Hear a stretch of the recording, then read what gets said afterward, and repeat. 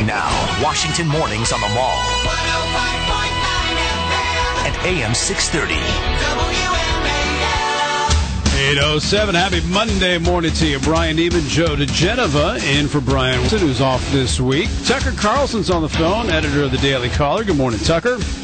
Oh, good morning, gentlemen. How's your Easter? You having an Easter hangover this morning? Yeah, I went out of control on the chocolate egg. Do you have a favorite candy? I mean, my kids are not into chocolate, which, it's kind of fascinating to me. They're all into the sweets. Is there like a certain kind of candy that you just won't eat? That I won't eat? Yeah. Oh, no, of course not. You'll eat any kind of candy? I'm totally ecumenical on the candy question. All right. No, there is no such thing as bad candy. Obviously, I'm a Reese's guy. I think most people are. Even the Peeps, so the Peeps get so much attention these days. For whatever reason, I don't know. It's almost like a cult thing. It's like the Snuggie. You see Peeps everywhere, and it's just marshmallow with dye on it. It's really not that great, as far as I'm concerned. Actually, let me retract everything I just said. I would not eat a Peep.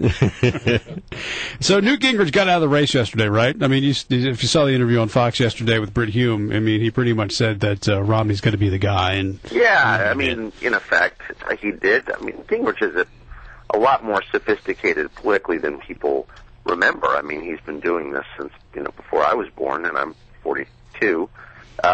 He understands electoral realities. He's smart, and he has a future and a business, neither of which are helped by staying in the race any longer. So, yeah, he's out.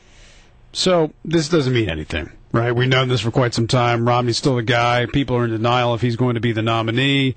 Newt may get out. I don't know if Santorum's going to get out or not, but we're looking at Romney for the guy. Well, it means something to Newt. I mean, Newt has a particular and peculiar kind of genius where he's incredibly good at savaging other people. He's just a very tough debater. Sure. Skillful at it. And the question is, what does he do going forward for a living? I think it's going to be harder for him to lobby. And I know he never, strictly speaking, lobbied, but, he did lobby. Can he continue with that business, his healthcare business? Probably not. So how does he translate? If you're Newt's, manager, how do you translate his success and his obvious talents into some sort of paying job?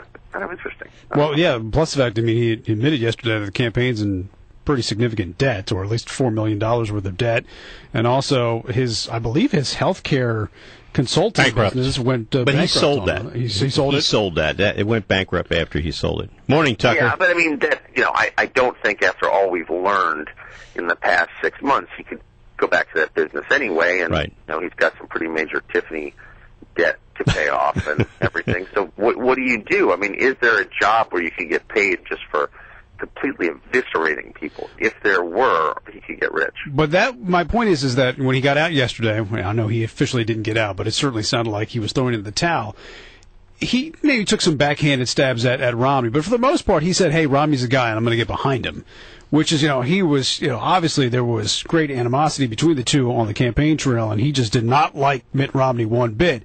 But it sounds like, hey, if Newt Gingrich is going to get behind him, then other Republicans are going to get behind him as well. And I guess. It's really hard to see how he does that. I was there for all that. I was in Iowa and New Hampshire with Newt, watching as he went after Romney. I've covered a lot of primaries. People attack each other, but there's a limit. The Hillary-Obama primary, which went on for months, was bitter. It was tough. But really, they kept it within pretty strict bounds.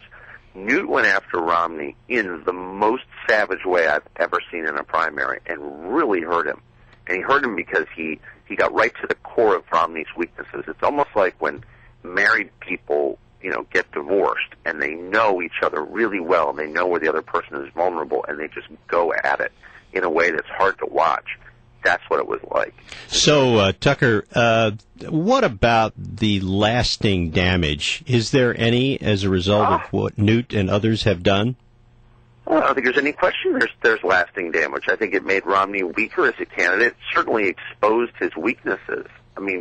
Newt's critique of his career at Bain, up until that point, Bain, his years running Bain & Co. seemed like a pretty, an advantage to Romney. But after Newt was done with them, you saw the outlines of what the Obama campaign is going to look like in September and October. Bain as a job-destroying vehicle, Romney is a rapacious capitalist who cares nothing about the average person. I mean, these were Newt's attacks. They will be appropriated by the president in his reelect. Yeah, I mean, I think Newt, he wrote the blueprint for Obama, and it hurt a lot. The White House had a little fun the other day, a panel on women and women in the workforce. There is a so-called war on women going on, being waged, of course, by Republicans, according to Democrats. Now, listen, I don't think there's a war on women going on, but here's the bottom line. Women are going with the president these days when it comes to, if you look at the poll numbers. How serious of a problem is this for Republicans in November? It's it's a problem. It's a problem of long standing. The gender gap's been there for many election cycles, and I think people are misunderstanding exactly why it's grown. I think this war on women nonsense it's shameless and stupid, maybe having some effect, but the real reason this number has jumped is because other factors have changed, specifically the number of unmarried and childless women. Married women with children tend to vote Republican. Unmarried women with no children tend to vote Democrat. I don't know exactly why that is, but it's pretty firmly established. There's been a dramatic jump in the number of unmarried adult women in the past 10 years, and especially in the past 4 years. That is the driver behind the widening of the gap, as far as I can tell. Well, it seems to me that Romney's got to have some sort of strategy to deal with this, because right now they're asleep at the wheel on this issue. And it's fine to trot out Ann Romney once in a while to make a few cogent remarks, but the candidate himself appears to be frozen in inaction on this. What's your idea what he should do? It's it's tough to see exactly how Romney is threatening. I mean, look, obviously you don't want to have another week where the main topic is contraception, especially since, to be clear, I don't think anybody in this race ever suggested that contraception be outlawed. I mean, that was never on the table. It's just not, it's just one of those topics you don't get anything out of, it seems to me. But beyond that, pandering more, I don't think that's a wise idea for Romney. Yeah.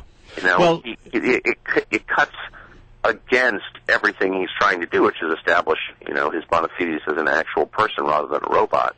Well, getting command of the narrative may be difficult when, as you just said about contraception, this is clear that this was a fiction created at the beginning by, for example, the George Stephanopoulos interview with Romney. Now, what in the world did George Stephanopoulos, why did he ask that question of Romney weeks before any decision by the president on the Catholic Church and religious freedom and the contraception rule?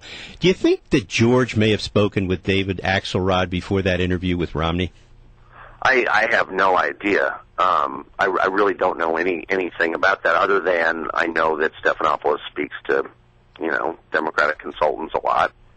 He was one, but I don't know that there was coordination there. It certainly was a weird question, Griswold versus Connecticut. I mean, Joe, I'm sure when you and your other lawyer friends get together, maybe you... we talk about it all the time. It's the first subject of conversation. It's almost as important as why Mika Brzezinski was chairing a conference at the White House as an anchor on a television show, a news anchor. What? Remember Mika hosting the White House conference on women on Friday? That's totally out of bounds. And I like Mika, but you should not be allowed to do that as an NBC employee. Sorry. All right, Tucker, we're out of time. We always appreciate you coming on. Thanks very much. Thanks, guys.